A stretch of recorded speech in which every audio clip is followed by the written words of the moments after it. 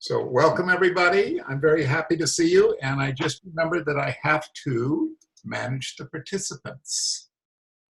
There. Okay. Good. I'm Jeffrey Carr, and I'm a long-term disciple of a spiritual teacher named Gururaj Ananda Yogi. And for a couple of years now, what I've been doing is reading some of his transcripts of his recorded satsangs. And he passed in 1988, so most of these satsangs come from the mid-'80s, a time so distant, I think, from our civilization and our notion of things that it's actually within my lifetime, but it's hard for me to remember what it was like. Especially so since this particular satsang that I'm going to read and make some commentary on tonight is titled Avoiding the Catastrophe. And to start off with, I'm going to give my deep thanks, and we give all of us give our thanks to Ramon, who is a marvelous meditator, a deep disciple of Gururaj Ananda Yogi, and the head of the International Foundation for Spiritual Unfoldment, which increasingly is the umbrella organization for all of the various national meditation societies. And Ramon has compiled a series of, what's the right word?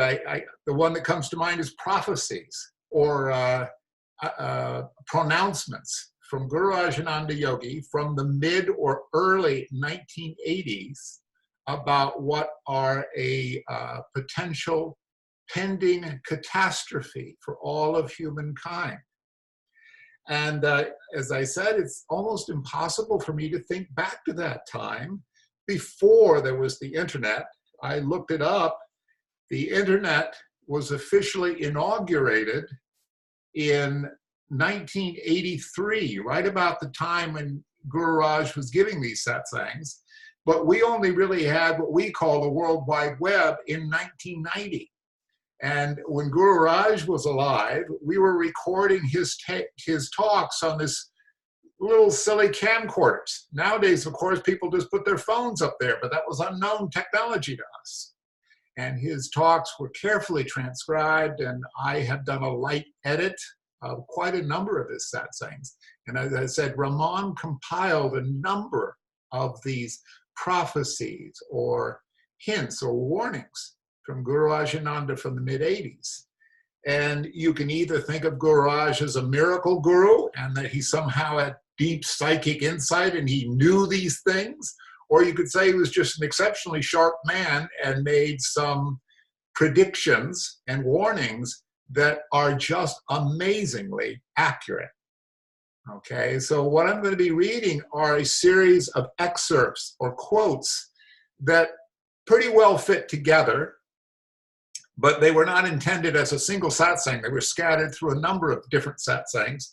And then at the end of it is basically the teaching mission. Gururaj talking about his teaching mission. I think I'm simply going to read the fairly short number of excerpts that talk about Gururaj's warnings about an impending catastrophe. Now, we live in an era of catastrophe. I don't need to remind you. Personal catastrophe, social catastrophe, planetary catastrophe, take your pick. I made a quick list of some of them were where people were thinking about way back in the mid-'80s. Some of them are fresh for today. So what could destroy the world? That's the level of catastrophe that Gururaj is talking about. One which we were barely aware of back in the 80s, had barely begun to think of, even though there had been a number of already books and talk and that kind of thing. It hadn't become urgent, was of course climate change. And I think that for many of that's top of the agenda, threatening perhaps extinction of the whole planet. I don't need to elaborate on that. We're all aware of what that means, climate change. The other one, of course, is nuclear weapons and a gigantic war that could destroy or incapacitate humankind. That was something we were very aware of in the 1980s, and is one which now we tend to go down our list of worries because we have so much else to worry about. The other one, of course, is the all-time favorite, the asteroid strike, the one that struck out the dinosaurs, or some similar cosmic catastrophe. You know, whatever. The scientists say possibly, probably low probability compared to everything else, but I guess you could worry about that if you were in the mood to worry about that. Another one, of course, is our politics, which is just absolutely beyond crazy.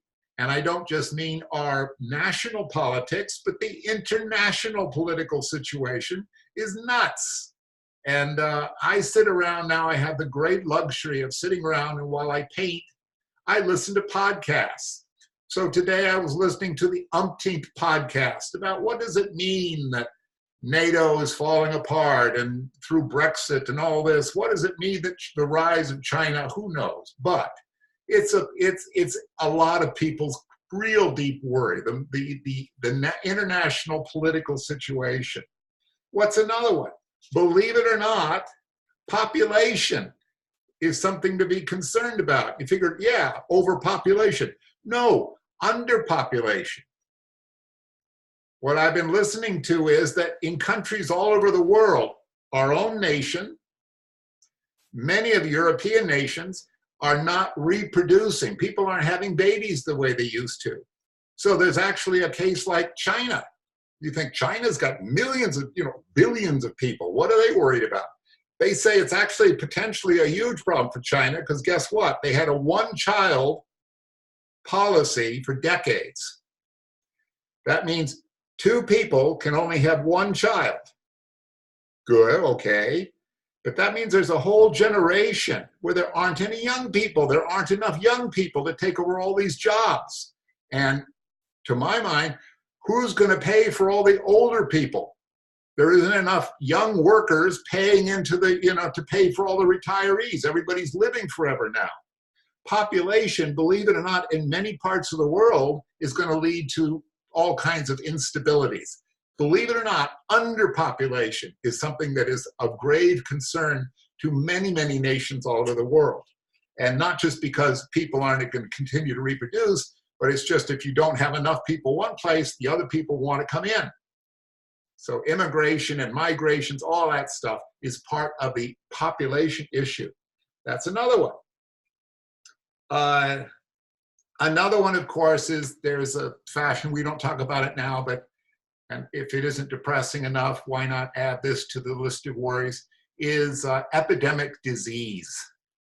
And somebody was telling me about, the biggest disease killer in all of history, of all of humankind, the great plague of human beings has been malaria. For generation after generation after generation, many, many people all over the world have suffered and died from malaria, which is a parasite born from mosquitoes. Well, I was told just yesterday by somebody that because people don't complete the treatment for malaria in places like India, they have to take the treatment for 2 weeks to get rid of it, but they only take it for 3 days because they feel better, so they stop taking it. This means that there is developing disease-resistant mosquitoes. Major problem. If you can't cure malaria, deep, deep problem. So, oh my God, we have so many things to worry about. Well, Gururaj, I'm going to read it in a moment. And then I'm going to tell you a big issue to be concerned about, which I think Gururaj I don't think is going to really directly address those other problems. Gururaj is hinting at a problem which I think is fascinating, and I've listened to umpteen podcasts, and God help me, I'm gonna try not to go into recreating all of these podcast junk that I've been listening to.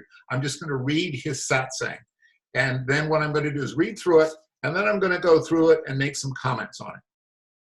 So this is Gururaj Ananda Yogi. Remember the mid-'80s, before computers, before the internet, before many of these problems had raised its head. For many years now, I've been speaking about a period from the year 2000 onwards, specifically about 2020 to 2050, in which there are going to be man-made destruction. This is not destruction by natural causes, but by unnatural causes. This is because technology has reached so far that there are many inventions in this world today that have had to be suppressed. But this technology has not advanced the evolution of humanity. That's why meditation and spiritual practices are necessary to open the heart of humanity, which is filled with love. Now, I do not deny the importance of mental development, but today the world is very intellectually and mentally oriented. This concentration is mostly on the mind and on technological devices. But if the heart is opened, and through meditation and spiritual practices, one can reach the kingdom of heaven within. And then the mind can be flooded with the love that is within human beings. A combination of this mind and the heart can take place, so that the heart can be the governing factor and the boss of the mind, and will not allow this mind to pursue the destructive tendencies that it has. This impending destruction will be the result of a general tendency. Now, how can it be prevented? We're in the midst of a very critical period in which humanity must decide how to avert its tendency. That's the purpose of our foundation, meaning the International Society for Spiritual Unfoldment. It's to open through meditational and spiritual practices the latent goodness that is in humanity, so that it can permeate the mind and direct those mental energies to a constructive purpose rather than a destructive one. Technology can be dangerous if it is not combined with a quality of the heart.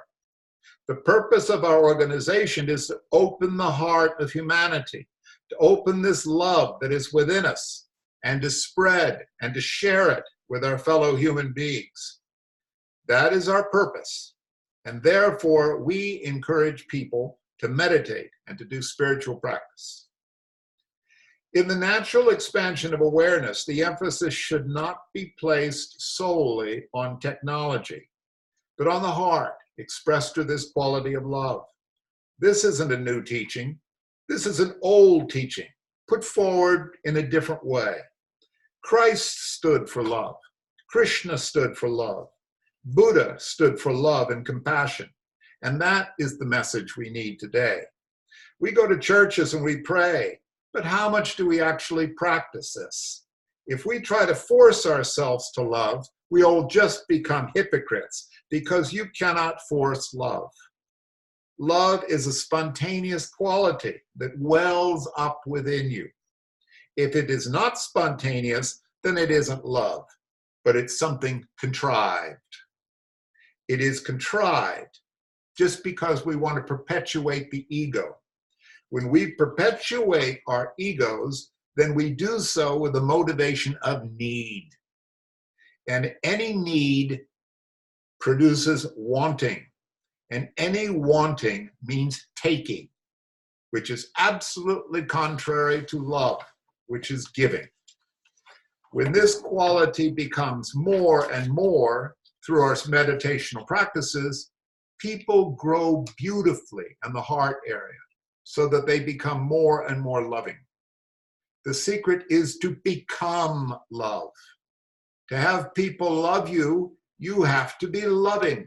And when you're loving, we're automatically lovable. This principle can never be denied. I will repeat the principle over and over again because it's what's needed. There is a possibility of reaching a stage, or reaching this stage of love. But with our expanded mental awareness directed too much towards a mundane spirituality, mundane materiality, that quality of love between human beings is pushed into the background and is forgotten. What we're trying to do is to bring that love into the foreground. By bringing this love into the foreground, the quality of life improves and the catastrophe can be averted. If you give a knife to a violent person, he might go out and kill someone with it. But if you were to give that same knife to a surgeon, he might perform an operation to save someone's life. It's the same energy. The two actions require no more and no less effort, but what is required to turn the direction of our efforts 180 degrees. That's why we say to dive deep within ourselves and to draw from that beauty that is within us. Draw out this beauty through meditation and spiritual practice and let it permeate our minds and our bodies. It permeates our minds and bodies by the activation of the core of our personality, which is the heart. Then science can progress, and every invention and new discovery will be used with love. True love can only benefit. That is how catastrophe can be averted. There are many inventions in warfare that are being suppressed and kept secret, but anything suppressed can also be expressed. It can lead to expression. But with a greater development of this heart quality, these inventions will not only become more suppressed, but they'll become eventually dead and buried. That's what we want. That is our aim and what we're trying to do. Each of us has this innate ability within us to bring this message of love into practical life. That's why we teach meditation and how to dive within oneself. If you spend half an hour in a perfume factory, you're going to come out smelling like perfume. It's inevitable. So why not enter this beautiful perfume factory that is inside of you? It's like the Bible says, seek ye first the kingdom of heaven within. If you do so, you'll come out permeated with this power so that you can truly love. Then each and every one of us can contribute immensely to averting this forthcoming catastrophe. This is no new message. It's an old message. It's no use just telling people to love thy neighbor as thyself.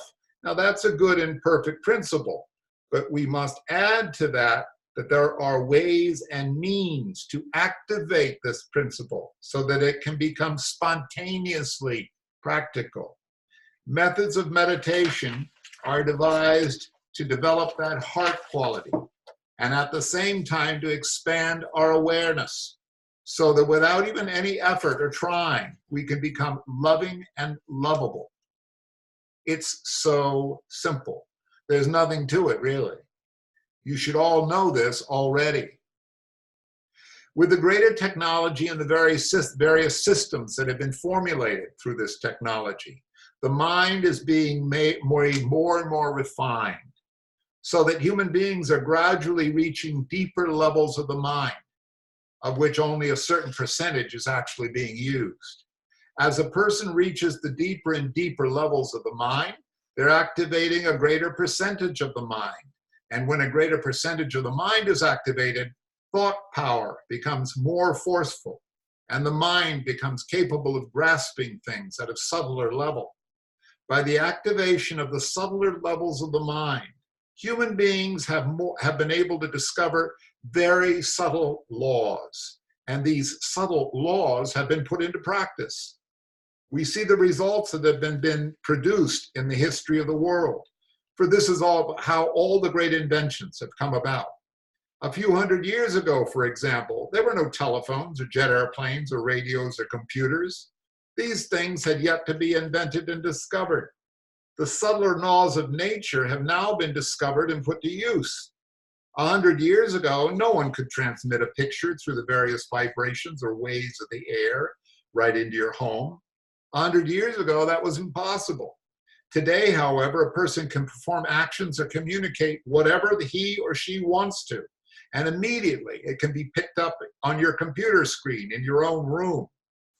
He wrote television because he didn't have computers when he wrote this satsang. So I made computer out of, televisions.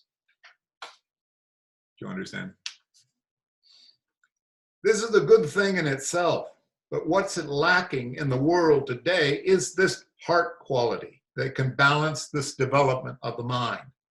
Even if the heart quality is not there, the greater awareness that is developed in the mind can still be put to good use. But in our system of meditation, one also develops a greater and greater awareness, so that a definite expansion of the mind is experienced.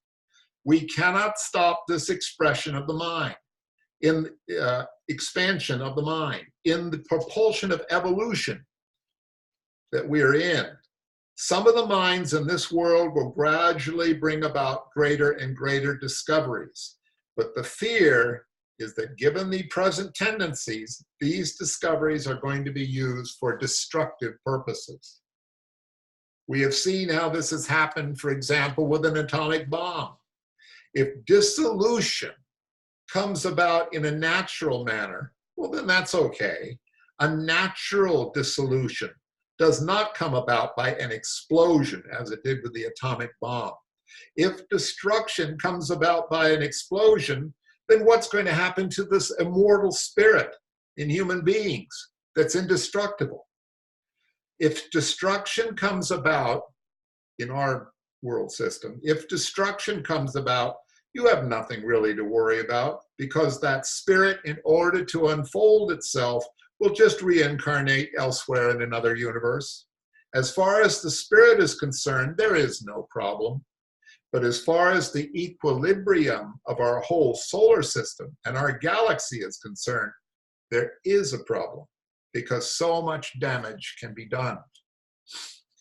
A real thinking and real loving human being will not want this, for the simple reason that at the turn of the century, your children will have their children and your grandchildren. And you don't want your grandchildren to become intellectual morons. You don't want your grandchildren to be part and parcel of immense destruction. You want your grandchildren to go nearer to divinity instead of further away from divinity. You attend spiritual talks and courses and open up your hearts and your minds in order to become integrated human beings, harmonious human beings, and to find happiness and joy in life. You attend spiritual talks and courses to experience the possibilities of what can lie ahead in your life. You experience joy, you experience love, and perhaps you listen to a few words of wisdom. You get bathed in that love that the Guru imparts. This imparting is tangible to those that are sensitive enough to feel it. This is the reason why we attend spiritual talks and courses. Wouldn't we like this to happen or be available for our grandchildren as well? I tell you this not from a scientific viewpoint, but also from a mystical viewpoint, because where a yogi has the ability to understand these happenings. The tendency towards destruction cannot be averted by stopping the mind from expansion. That would be wrong, because it would be against nature and not with the flow of nature. But it can be averted by the expansion of the heart. Therefore, in our movement, the first thing that a person experiences more than anything else is the expansion of the heart. By heart, we don't mean this little physical organ, but the unfoldment of the core of the human personality, which dwells in love and which indwells God. You can call this by whatever name you want. As we become more and more established in our practices, we gradually experience the divinity within us, which is expressed outwardly in the form of love, in the form of that beautiful communication which we have with each other. By developing or unfolding that which is within us, then we can truly practice the injunction to love thy neighbor as thyself. If we cannot truly love thy neighbor as thyself, then for us religion becomes nothing but hypocrisy and a mockery. We don't want that. We don't want to be hypocrites if we've been given this life on earth. To have been given this human life is not an easy thing. It's the result of a very long process of millions of years, from the first amoebic cell to develop through many stages of existence until it becomes human beings. This life of a human is so precious. It actually hurts me much, but the tears that I cry and the sorrows that I have within myself aren't for me. I have every joy. I live in joy every second and every moment of the day. I don't have any sorrows or any needs, none whatsoever. But the sorrows that are within me and the tears that well up from my eyes are because I see human beings are not living as human beings, but as animals. Because the whole long process of evolution, from the amoebic stage to the stage of human beings, we have within ourselves all the experiences of the animal stages. I'll read that again. Because the whole long process of evolution, from the amoebic stage to the stage of human beings, contains within itself all of the experience of the animal stages. It depends upon us to decide if we're going to allow the animal instinct to dominate our lives, or if we will allow divinity within us to dominate. In human beings, there is the combination of the animal and of God. That combination makes human beings. It depends upon where we put the emphasis, upon the animal, which is going to be destructive, or the God-man, the divinity within us, which is going to be constructive. This is not for ourselves only, but for our children and their children and their children. To avert this impending catastrophe, we have to find heart expansion. By this human heart expansion, we will be expressing the divine will. Then we really will become people, humans that are living according to God's will. If the mind is extremely developed and the heart is developed too, then the love that flows from the heart will not allow the mind to use its discoveries in a destructive manner, but in a constructive manner. Develop the minds by all means. Develop that vast awareness. In this, science plays its part. Science is a necessity. The world today might be in greater chaos if it weren't for science. But first, appreciate that love which dwells up in the heart, and then everything else will follow. If you have that tool of love, you can do no wrong. If the heart is sufficiently opened, you cannot commit a wrong act, for everything you do will be empowered by that love. Now there's more to it where he says why we teach meditation, but this is one of those satsangs that I'll speak for myself. You think you understand. It seems very straightforward, but there are depths to it. I'm going to start out with,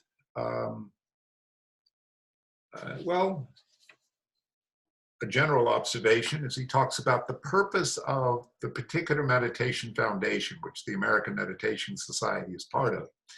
The purpose, he said, is to expand the heart through love. And through this, to avert a potential catastrophe. Now that seems, okay, good. Right? Who's going to disagree with that? But it's interesting because that's quite different than most spiritual organizations. For example, mindfulness-based meditation. What's the purpose of mindfulness-based meditation? What they say is, they tell you is it to avert a cosmic catastrophe, which might occur if human beings don't learn to turn so much focus away on the mind and intellectual development and turn it towards the heart. No, they don't tell you that. They tell you it's a way of paying more attention to what's going on in the here and now so that you'll be happier. Most people, if you say, why do you want to learn to meditate? They say, well, I want to relax. I think too much. I'm stressed all the time. I want to be happier. Okay. That doesn't have to do with saving the whole world from this averting a catastrophe. If you ask the Buddhist, why are you doing Buddhism? They'll say, oh, I want to learn to meditate. They'll say basically because, I want to practice compassion and love everybody. A little bit more sophisticated Buddhist will say, well, I want to save all of conscious beings from suffering.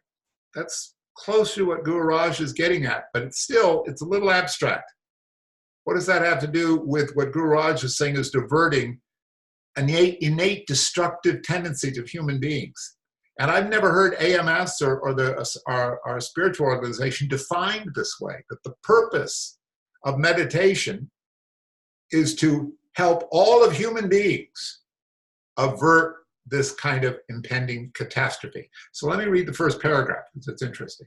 For many years now, I've been speaking about a period from the year 2000 onwards, 2020 to 2050, in which there will be man-made destruction. Not destruction by natural causes, but by unnatural causes. That's quite remarkable he said that, because of course that's coming, he's got it right on the money. Right on the money. And I'm saving it up. What I see is what a big worry we have that I think this addresses very aptly. Let me save it up for a moment. But he's right on the money.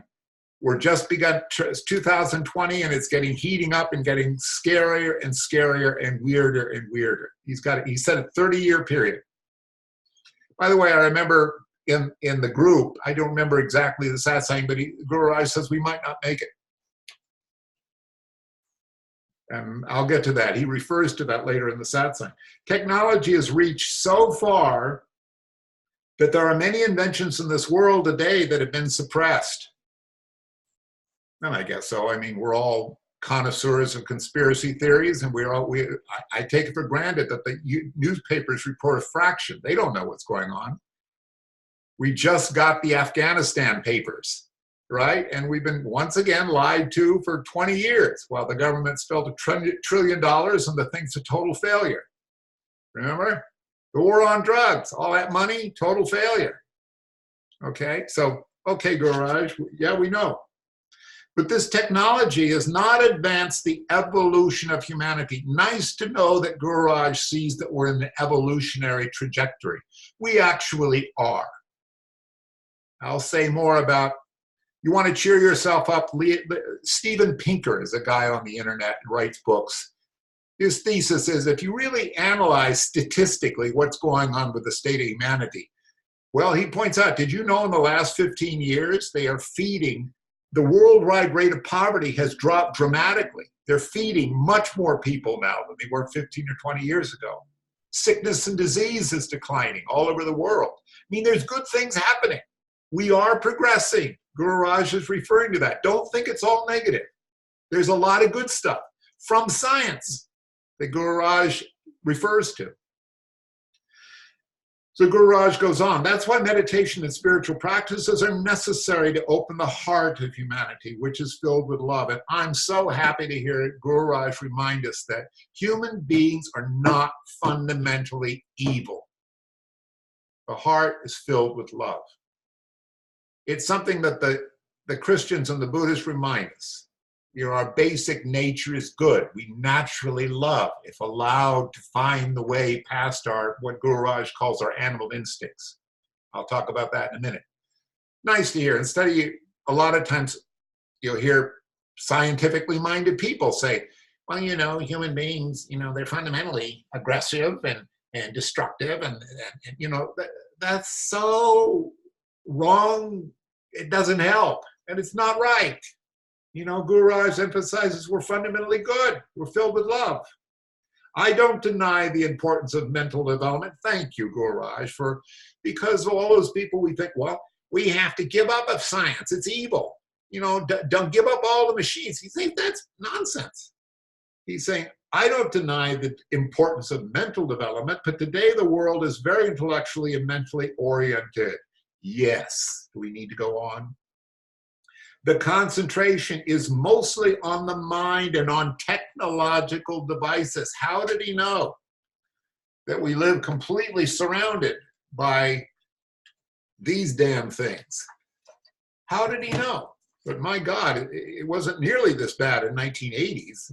It's everywhere now. We're cyborgs. We live connected to our machines.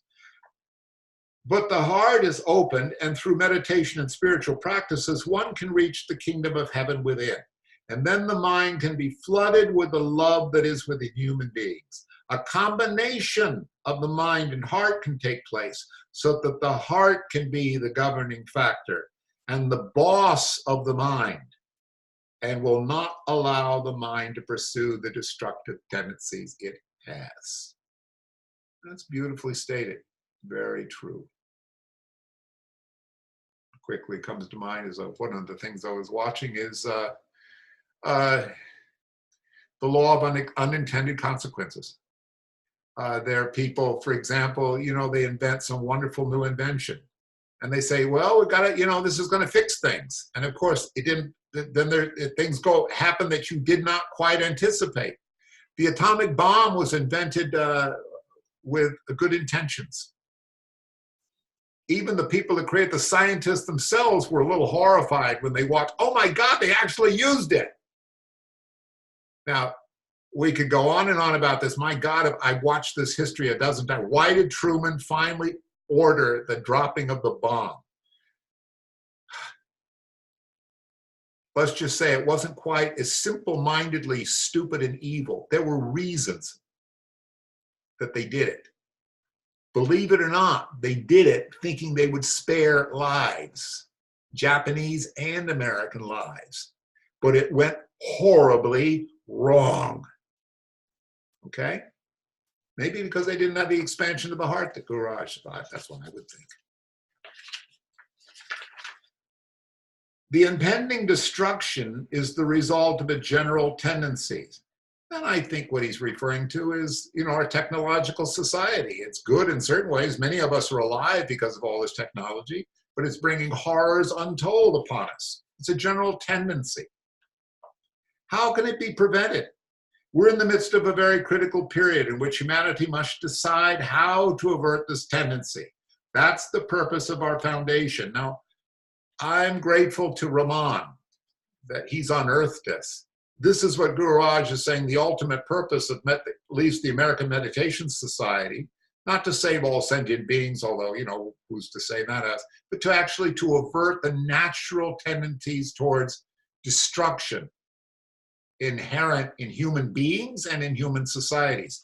I think that's quite a worthy thing to say. Why are you meditating? I'm doing it because I'm trying to head off a worldwide catastrophe. That's a pretty worthy thing to say, actually. I'm trying to stop a general tendency in human beings towards their own destruction because they focus too much on the mental side.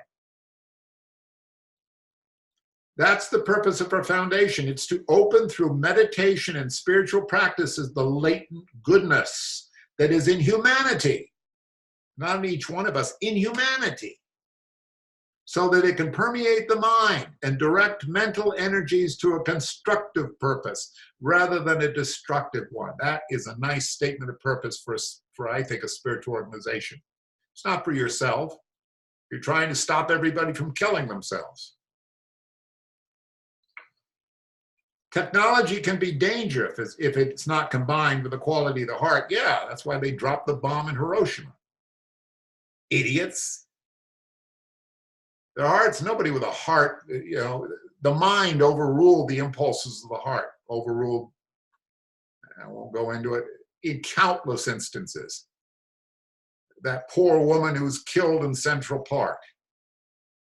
So are you going to bring her back to life by arresting and torturing those adolescents that killed her? Is that going to make everything better? Really? Vengeance? Is that a quality of the heart, or is that vengeance? This is the kind of thing Gururaj is getting at.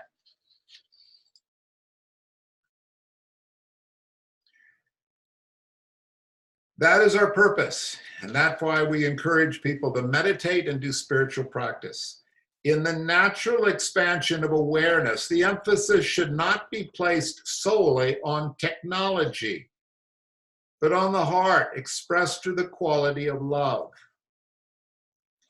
Expression of awareness, technology. Now, awareness, he means, I use this spiritual term awareness all the time as some mystical quality of being aware. Well, he's using practical, like knowledge, understanding, the expansion of our ability to think, how much information we have the command of. That's the kind of thing he's talking about. What we call is, that's why you go to college. That's why we have the internet. It expands our awareness. But he's saying it should be, we shouldn't emphasize just that. We've got to also balance it with the heart. This is not a new teaching. It's an old teaching, but it's put forward in a different way. Christ stood for love. Krishna stood for love. Buddha stood for love and compassion. And that's the message we need today. We go to the churches and pray, but how much do we practice? Not bloody much. You know, the church's teachings, you think of that ought to be pretty clear, but the church's teachings have been used to hurt many people because it's often done too much through here, beliefs, opinions, religion, and not enough through love. If we try to force ourselves to love, we will become hypocrites, because you cannot force love. Love is spontaneous quality that wells up within us. I'm thinking about some movie I watched where this person's being beaten up, you know, by the priest because they weren't loving enough. People getting scolded. You should share your food with your little sister or your brother. You shouldn't attack people, so we're going to kill you. What is that? That's not true love. That's contrived because we want to perpetuate our ego. And when we perpetuate our ego, we can do so with the motivation of need. I need to be in control. I need to be in charge of you. My version of religion, my God is better than your God. Any need means wanting, and any wanting means taking, which is absolutely contrary to love, which is giving. Might even give the victory to others. Spare them your wrath. Then this quality develops more and more through our meditational practices. People will grow beautifully in the heart area so that they'll become more and more loving. The secret is to become love. To have people love us, we have to be loving. When we are loving, we are automatically lovable. This is mysterious. Gururaj is claiming it's very mysterious. Meditation in itself, spiritual practice and meditation, in itself makes you more loving.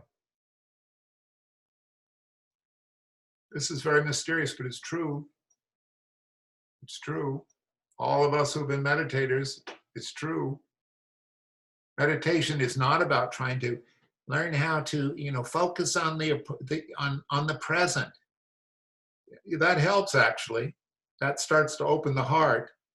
But this quality of love in human beings, well, it's worth, I don't even just need to say more. Let's just say if you're a spiritual person, it's the subject of everything.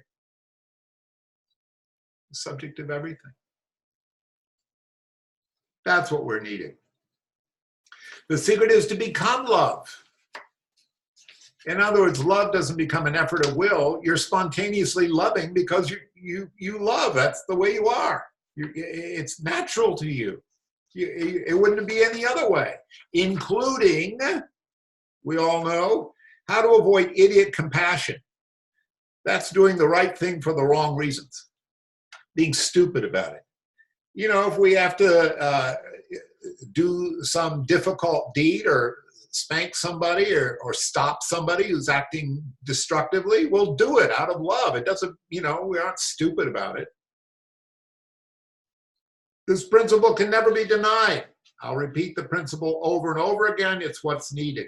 In other words, if you would like people to like you, be lovable. How do you be lovable? You're loving. Easier said than done, but that's ultimately, as the Buddha once said, hatred by hatred can never be stopped, but only through love. There's a possibility of reaching this stage, but with our expanded mental awareness directed too much towards mundane materiality, the quality of love between human beings is pushed into the background and is forgotten. People who say materiality, often people worry about, well, I have too much stuff, I'm too greedy, I have all my stuff, but I don't want to give it up. That's not really what he's talking about. He's talking about thinking, your whole attitude directed about material stuff. And the other thing is the old adage in Christmas. Everybody knows when you give the present to the child, the child goes, "Wah!" and a half an hour later he's crying. The adults do it for yourself. That's why you buy all this crap for people, because make yourself happy. There's nothing wrong with that. You know, that's the joyousness from naturally giving. Okay, so materiality, the essence of it is not the junk you give, it's the giving that causes the joy, right? That's the loving. What we're trying to do to bring that love is in the foreground. We just want to remind ourselves it's not about the crap you give people, it's the love. That's what it's about. By bringing this love into the foreground, the quality of life improves and the catastrophe can be averted. By the way, again, I'm going to remind us all, it's not as dark as you think it is, at least when I do, when I listen to the newspapers and all that. There, again, I heard recently, enormous amount of illness, enormous amount of women's rights. It's all over the world. There's been tremendous advances, even in the last 10 years, amazing advances, relieving infant mortality, relieving famine, different rights. It's happening in our country. There's very positive things going on. We shouldn't overlook that. And all this stuff comes out of this expansion of the heart to love. Intellectually, if you listen to your mind, it's as dark as pitch. You think, oh, I might as well just give up. Don't listen to the mind.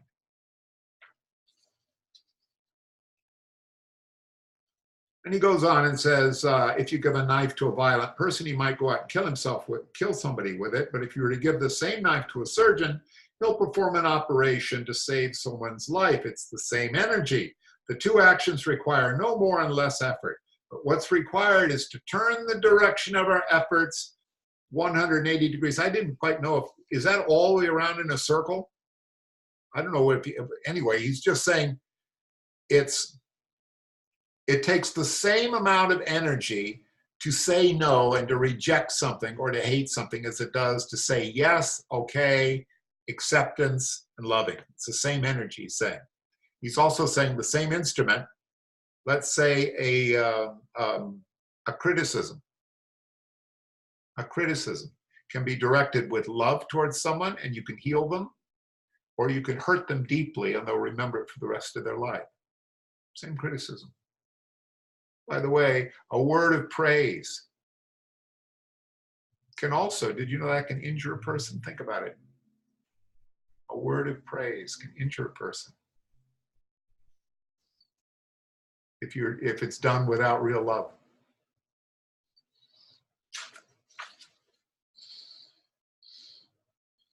That's why we say to dive deep within ourselves and find that beauty that it was within. Draw out that beauty through meditation and spiritual practice and let it permeate our minds and bodies. It permeates our minds and our bodies by the activation of the core of our personality, which is the heart. Then science can progress, and every invention and every discovery will be made can be used with love. True love can only benefit. This is how the catastrophe can be averted. I like that emphasis. He talks about the beauty that's within. Many of us on the spiritual path find great beauty out there in other people, in nature, and in our guru, and in love and human beings. But within ourselves, it's very hard to see ourselves as shiningly beautiful and perfect. Children of God, more than that, divine beings ourselves, angelic beings. Very hard. Me too. You look within ourselves and we want to experience ourselves as ugly or full of darkness. And guess what? If that's your deepest motivation, that's all that's holding you back. There are many inventions in warfare that are being suppressed and kept secret. Sure. God, I saw one or two YouTubes that, oh my God. Did you know that they're rapidly developing tanks that have artificial intelligence? I could say more about that. They're developing weapons that are completely, they require no human, or drones that fly themselves. They require no human operators. Did you know they have these things now? It can lead, anything suppressed can also be expressed. It can lead to expression. By the way, any warfare, objects of warfare that have been suppressed, of course, we're sitting on a mountain of nuclear weapons. And the arguments have been made that the reason we haven't all been killed by nuclear war is because everybody's scared to death. Even the North Koreans are scared. Nobody wants to use the damn things. They're so horrible. Did you know after World War I, the use of poison gas was largely abandoned because it was so destructive?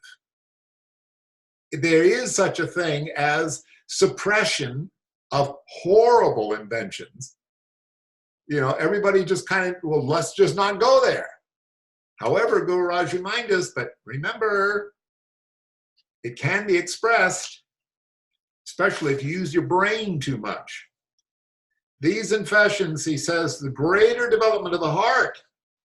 However, these inventions will not only become more suppressed, but they'll become dead and buried, because that's what we want. That's our aim, and that's what we're trying to do. We don't simply want to be sitting on a nightmare, a stockpile of chemical weapons and atomic bombs or racial hatred. We want to actually we want to get rid of it.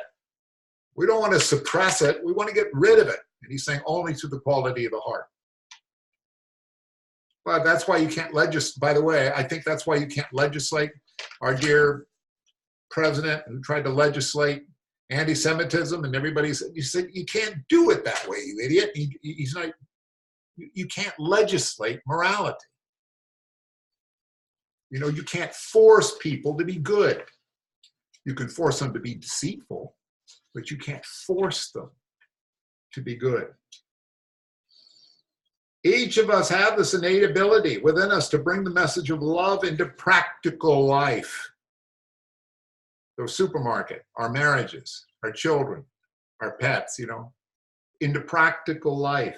That's why we teach meditation, and that's how to dive within oneself. Then he says, you know, if you spend half an hour in a perfume factory, you're going to come out smelling like perfume. What does he mean by that? He means, it's very strange, just by actually practicing meditation, not reading books, not listening to talks, but practicing meditation and spiritual practice, like we've been taught. You'll come out, you think often we don't think much is happening because it just, you know, speaking for myself, you do it day after day after day after day after day. I never miss a day after day after, and you figure nothing's happening. Actually, it does, and it's an old analogy. It's like you go for a walk in the drizzle. You don't actually feel any water coming at you too much, but you come back and you are very wet. Gururaj is saying like a perfume factory. It's an analogy from Vivekananda, actually. You go into a perfume factory, despite yourself, you're going to come out smelling good. If you do so, you'll come out permeated with this power. Power of what? The power of love. So that you can truly love. Actually, that's not quite right. It's spiritual power that allows you to have this opening of the heart. And I don't want to go into it right now. What this spiritual power is about, we call it grace, we call it Guru Shakti, we call it a lot of things. It's very mysterious, always has been, but it's absolutely real. Each and every one of us can contribute immensely to averting this forthcoming catastrophe. Isn't that nice to know? I think this is true. I think simply by meditation, simply by spiritual practice, simply by participating in spirituality in this world, you're doing, forgive me, as much or more than angrily signing the latest petition or writing on your Facebook page, I hate the president. I don't think that does anything. I think about being a deeply spiritual person. You're influencing your community and each other and everybody you meet and everybody you interact with immeasurably. Gururaj assures us this is so. This is by opening the heart to whatever extent we can. We avert the catastrophe. This is no new message. It's an old message. It's no use telling people to love thy neighbor as thyself. Now that's a good and perfect principle, but we're going to have to add that there are ways and means to activate that principle so that it becomes spontaneously practical. I like the emphasis, spontaneously practical. If you become a loving person, it doesn't mean like you have to think about it like, well, I guess you know, I don't hate that person because I'm going to love them. It's like when, oh, you know, oh God, I don't want to go there. I'm trying to think of exact. That came to mind is the person on the jury box who addresses the accused on the stand and says, I forgive you for murdering my daughter. Do they? And does that really create more love and compassion in this world? Or does it simply foster the spirit of hypocritical revenge? I'm better than you are, you dog. It's complicated, but that's what the heart's about.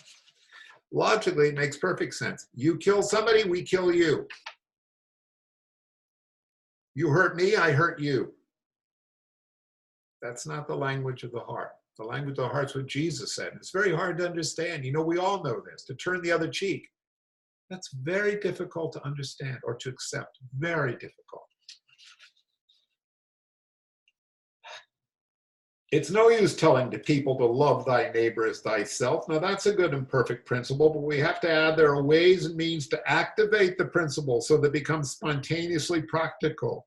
Methods of meditation are derived to develop the heart quality and at the same time to expand awareness so that without effort or trying, we can become loving and lovable. It's so simple. There's nothing to it, really.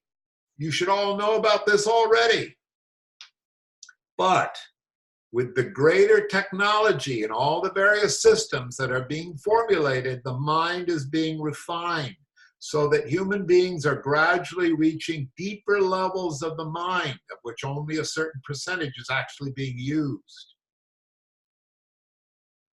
As a person reaches deeper and deeper levels of the mind, they are achieving a greater percentage of the usage of the mind. When a greater percentage of the mind is activated, thought power becomes more forceful and the mind becomes capable of grasping things at a subtler level. Now, I'm going to throw in here right now, we tend to think that's a neat, nice little mystical passage. It's the kind of thing I do.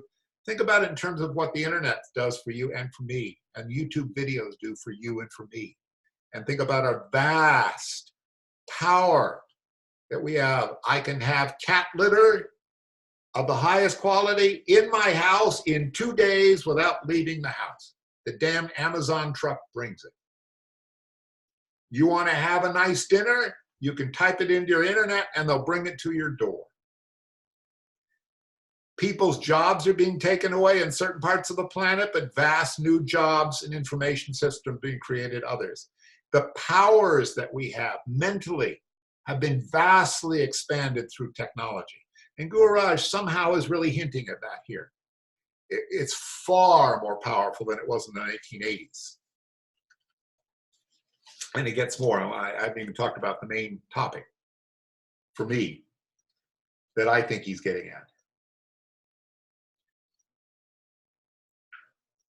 By the activation of the subtler levels of the mind, human beings have been able to discover these very subtle laws. And those subtle laws have been put into practice. We see the results that have been produced. In the history of the world, this is how all the inventions have come about, by people's use of intelligence. The intelligence of more knowledge, more computing power upstairs. Did you know that the IQ levels of people have been measured? Did you know that's been going up steadily since the invention of high IQ tests? Jordan Peterson talks about this. Jordan, I think it's Jordan Peterson. I think that's who he is on there now. It's very strange. What's measured, the general level of intelligence for people, be people to solve abstract problem solving, has gone up.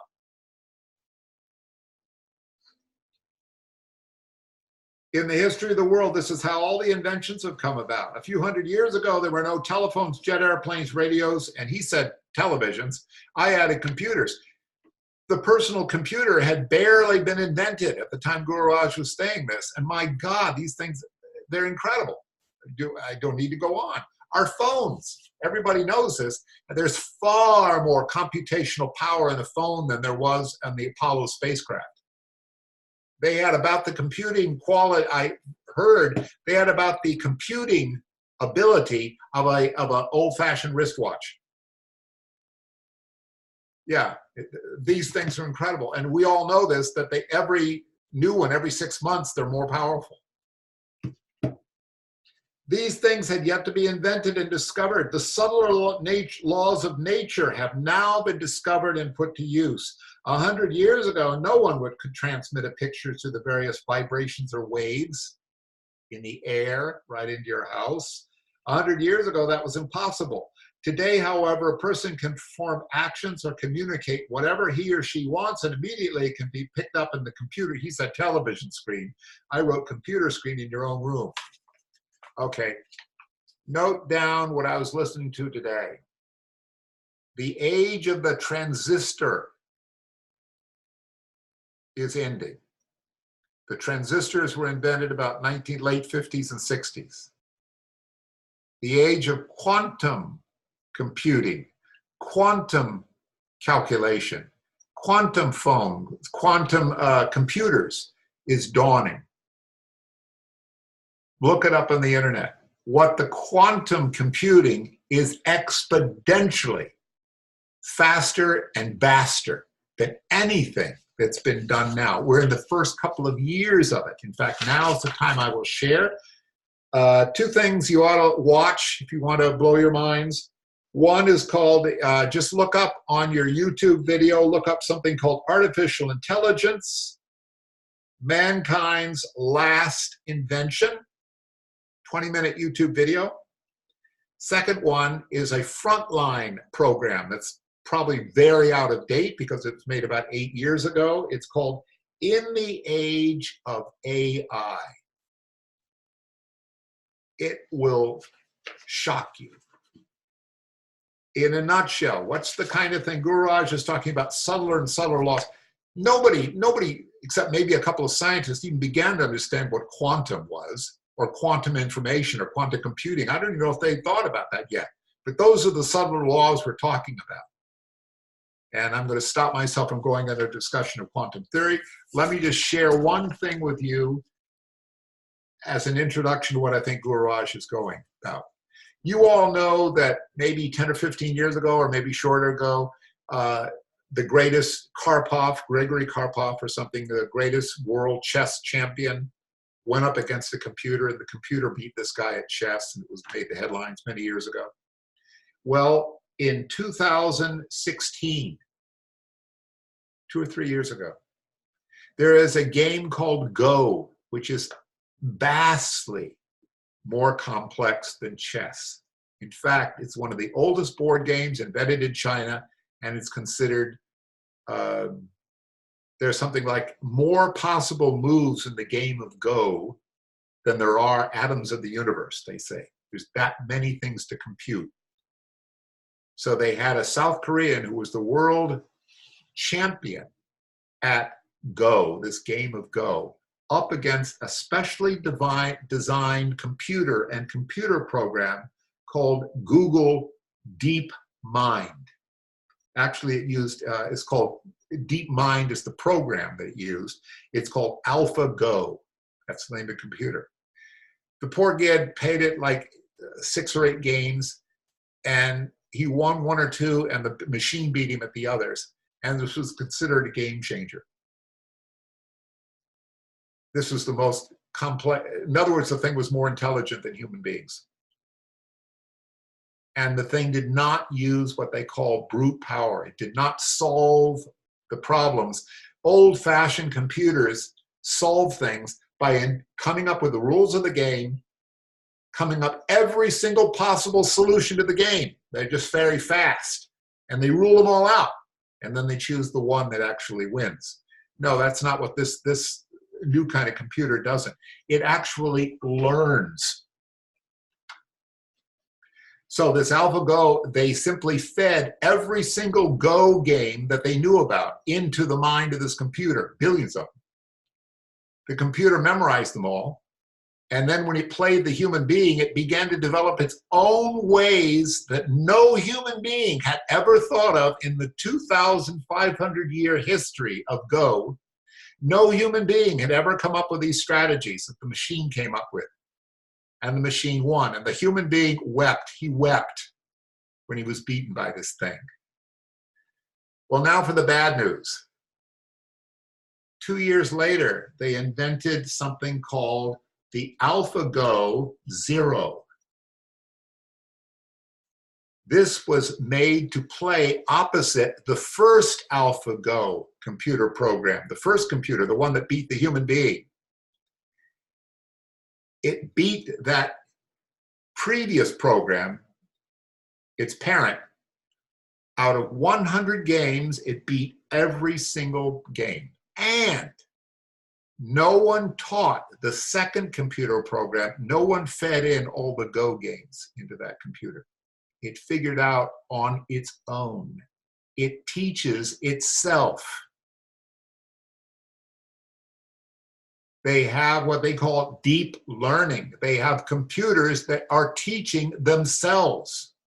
They develop their own algorithms. Human beings are not needed. And they're getting vastly smarter, very, very fast.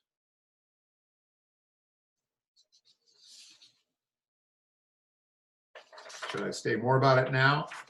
No. Let's see. 10 after, and I want to get done real quickly.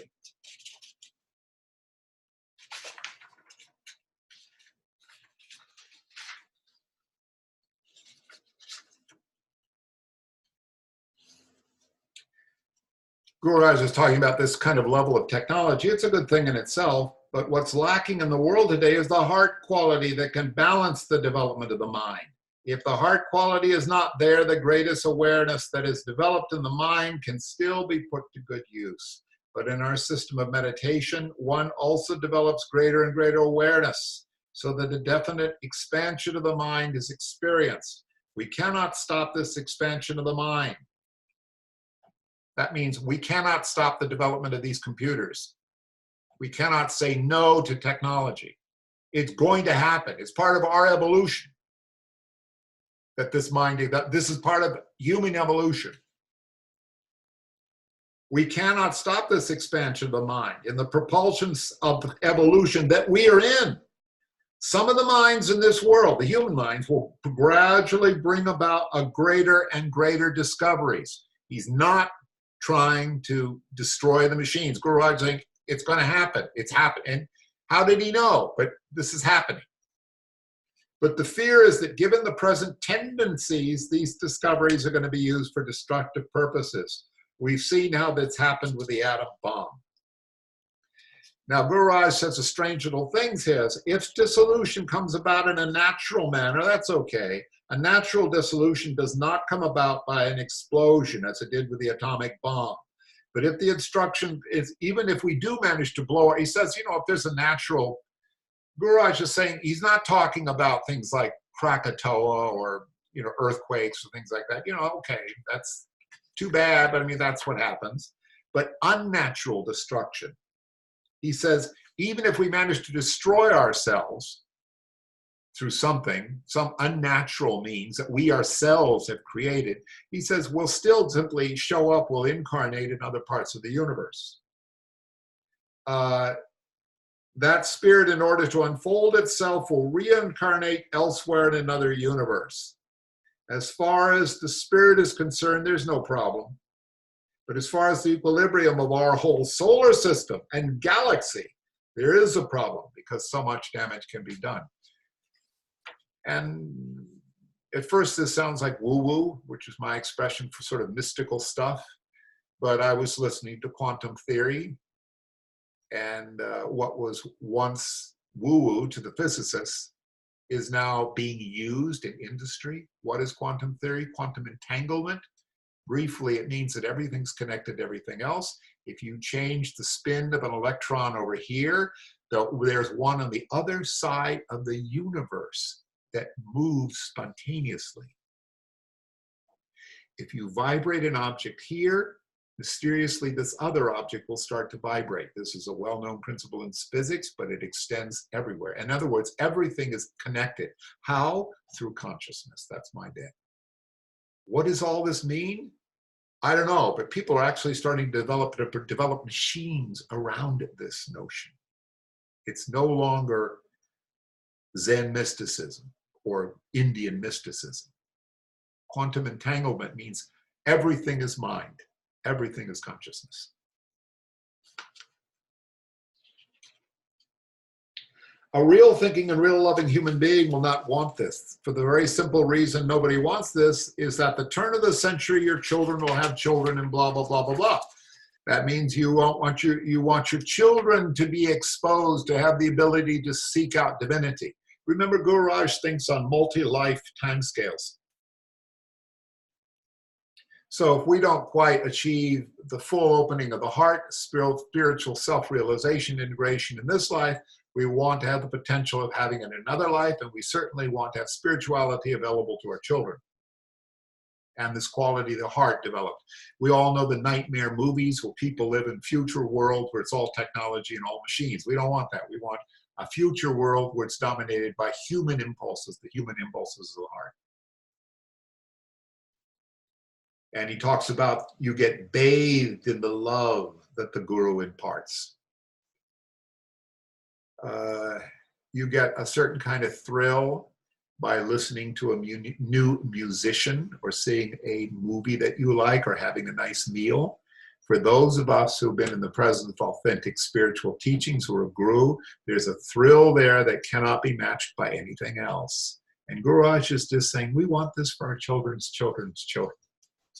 This is part of our deepest expression of our humanity.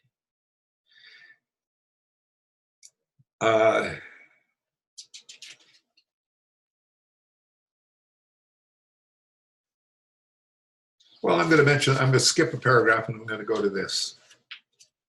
To be given the human life is not an easy thing. It's the result of a very long process of millions of years, from the first cell to develop through many different stages of existence until it becomes a human being. And this is our well-known understanding of the way life has evolved on this planet, that our level of intelligence that we as human beings express, you know what we're made out of. Countless trillions of individual cells. There was a time when there was only a few dozen of these cells strung together. There was a kind of consciousness there, but not the ones we had. It has been an evolutionary consciousness. And this level of awareness in our heads, I'm sorry, I don't think the dolphins quite have it. Perhaps they do. I'm not so sure about the octopuses, although they're very intelligent. The ravens are very intelligent. But look what the heck we humans have done is just blows your mind. Be ashamed to blow it up.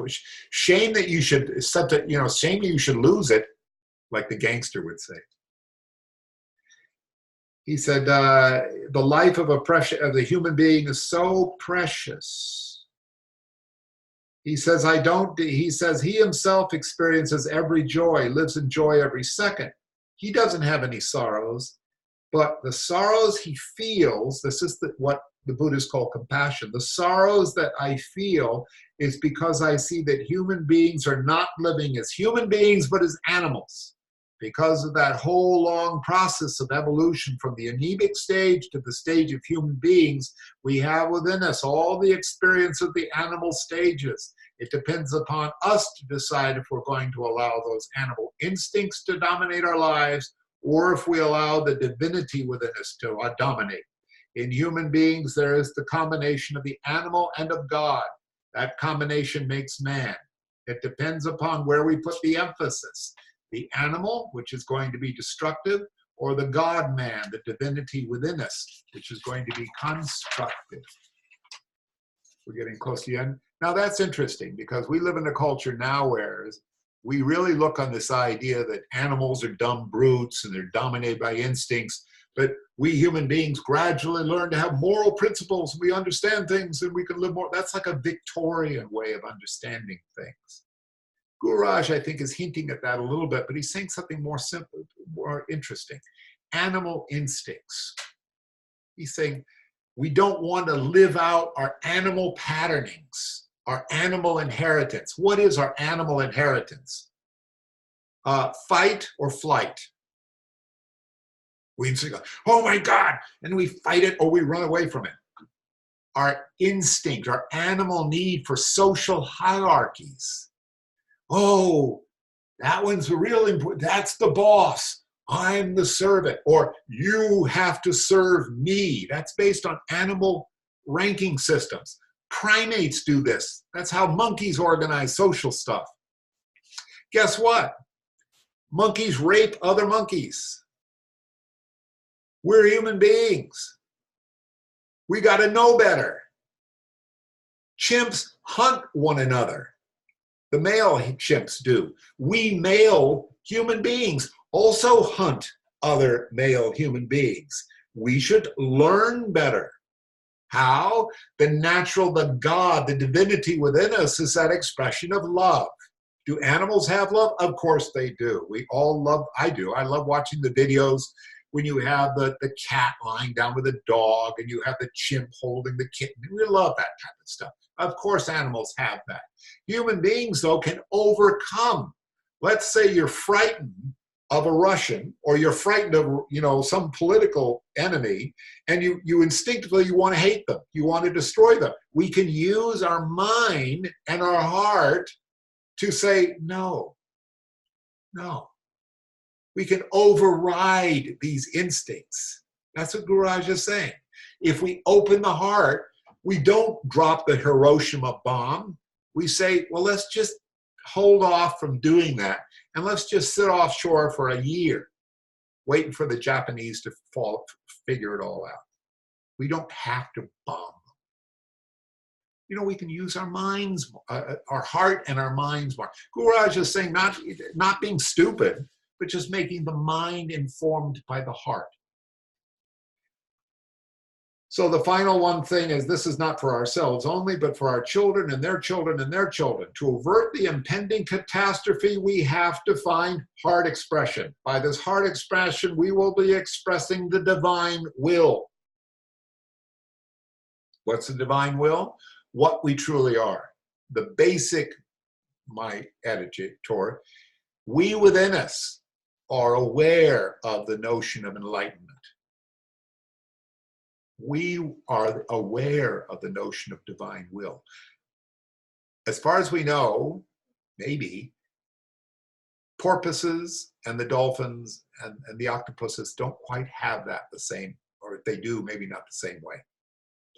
Gururaj once said that God for a dog is the super dog, the biggest, a cosmic dog. And for a lot of us as human beings, we often think simplistically, God is some being out there that's a super being. In actual fact, it's simply us.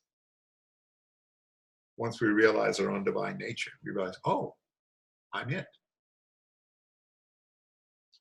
Develop the mind by all means. Develop this vast awareness. But in this, science plays its part. Science is a necessity. The world today might be in greater chaos if it weren't for science. But first, appreciate the love that wells up in the heart, and then everything else will follow.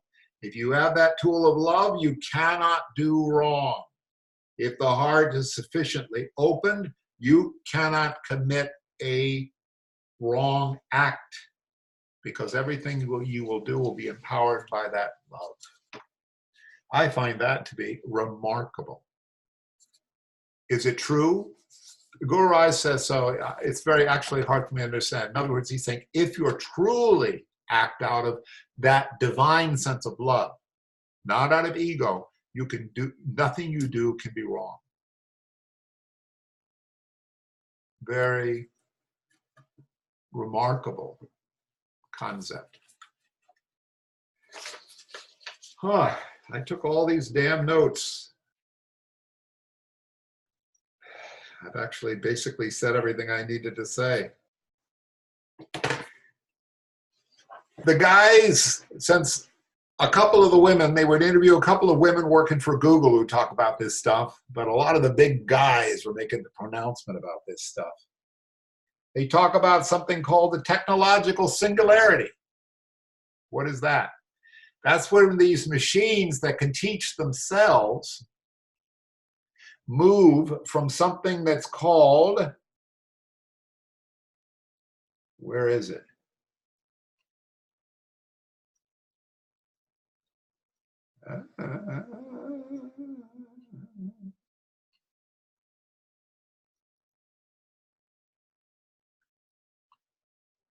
Oh, come on.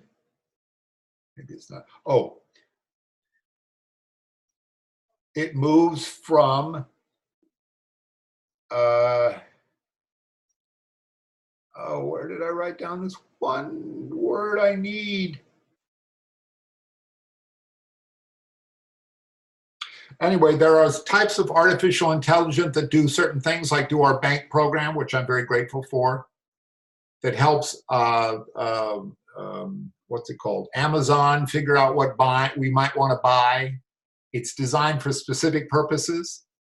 And it's, you know, it's good to have it. And to a certain extent, it can teach itself. It gets better and better. As we all know, those algorithms in our phones are watching all of our decisions, and they refine the way they interact with us. They refine the choices they offer to us based on our input. The currency that the machines need, this artificial intelligence, is data. And one of the books I listened to was about the current Chinese obsession with developing their own internet, which is what they're doing, and massive amounts of surveillance of all of their citizens. What they're doing with all this data, that's what these intelligence machines use to develop ever more sophisticated intelligence. The machine intelligence means that they can track. We can track maybe 10 things with a stretch. The machines track millions of things. They track every single person. They know what's going on with them. Okay? However, the next stage, because there's a stage after that, the thing that we should really be scared of, is something called general intelligence.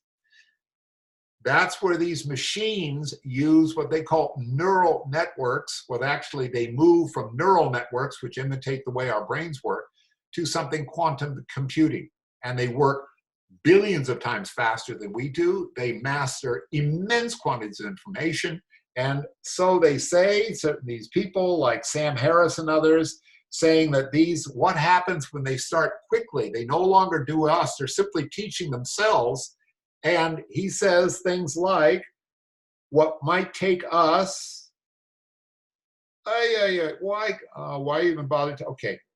What might take us a week of using computers to figure out something, these supercomputers might do that much. They might do 20,000 years of our research and discovery and do that in a week. And they take that and it'll go up exponentially. And then they use that to figure out another level of complexity. And more and more and more and more and more. I think they made movies. They had a movie about some killer robot woman who supposedly mastered the whole universe. What was that movie? That's silly. And then she goes around and, of course, they always go berserk, these cyborg creatures. Any case, they say what we're working towards is artificial general intelligence, or AGI. People are rapidly trying to develop the ability to create one of these things. They're going to reach the technological singularity. That means that the intelligence can't be stopped. The machine is teaching us something more intelligent.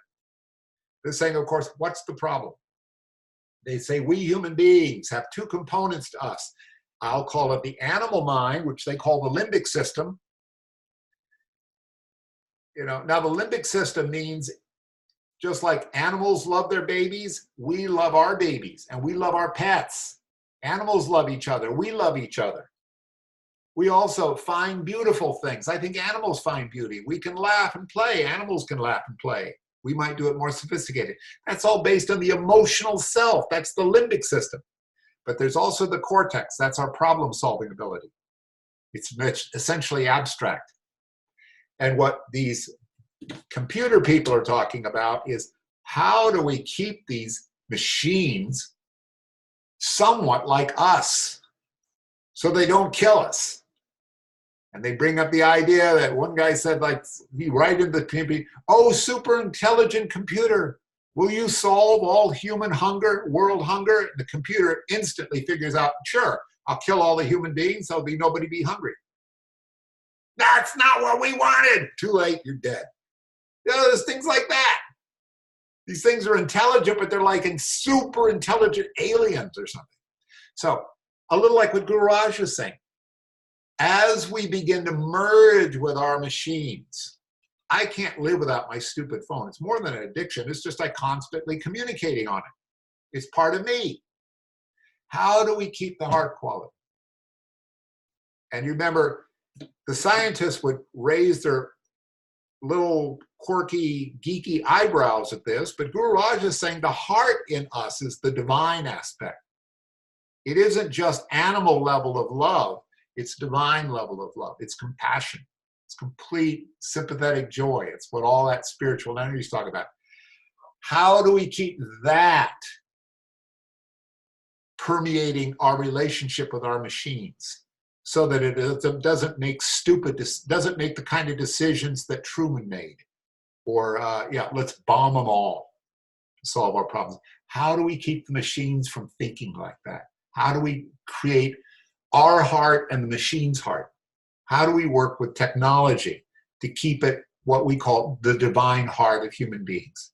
You know, our essential nature is divine, not an animal self, not instinctual level. We're divinely inspired. So more notes, but who needs it? So if you want to scare yourself to death, you can listen, or actually just inspire yourself. This artificial intelligence thing, which of all, I think Gururaj was somehow intuiting that was happening. It's happening so fast, it's just freaking amazing. Literally every year, it's happening more and faster. It's just incredible. I'm going to open it up. Okay, manage participants. Okay. Jeff, yeah. I just want to say thank you. Can I say thank you and goodbye to everybody? I have to Oh, go on I'm glad to see you go. Okay, love. Okay, thanks. Okay, goodbye from me, Aotearoa. Merry holidays. Bye, everybody. Yes, happy holidays. Anybody else? Well, as someone who works with a lot of scientists, I wonder what they would think about all this and what they would think of. All my people I work with machine learning and artificial intelligence, and I wonder if they ever consider things like this or what they would think about it instead. I wonder too, other than Steve Jobs was deeply spiritual. But I think that the scientists should be more aware of the theory of unintended consequences. They know about that from nuclear stuff. You invent something and you think it's going to help the situation, but it makes it much worse. And you work with the technocrats. They meditate your brains out, Charlotte. I mean, they're interacting with you, and you are going to, somehow they'll get some of that from you because of harmonic resonance. They'll get your vibes. Other than that, what do you think? I don't know. Do they think enough about this stuff? I don't think so. Some of them I know maybe are quite spiritual, but I don't know. It's a very interesting way of phrasing the whole issue. It is.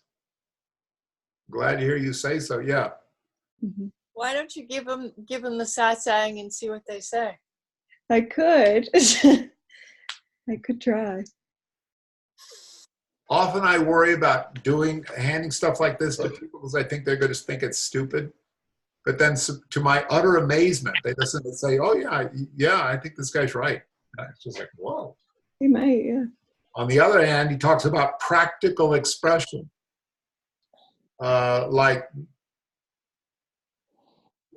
don't know, sometimes I actually prefer Christian approaches to things. Like, I remember some of the internet posted some prayer meeting they had in the White House or something, and I thought, and everybody was saying, isn't this hypocritical? Well, at least maybe it was hypocritical, but it's better than getting together and say, how can we kill everybody?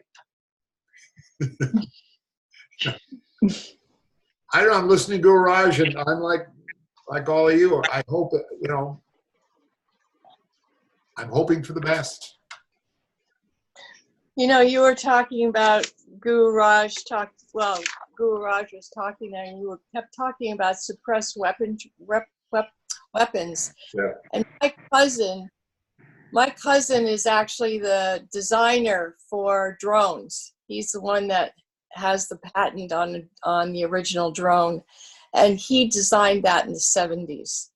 So they had that for Vietnam, but he kept it under wraps because he was so afraid of what was going to happen with that. Wow. It was under wraps for that long. Wow. Well, Gururaj, yeah, we know that. And guys, I have to go to the bathroom. Okay, have fun. Okay. All right. Happy holidays. Love Thank Thank you, Jeff. Yes. Namaste. The best. Bye-bye, Jeff. Bye-bye.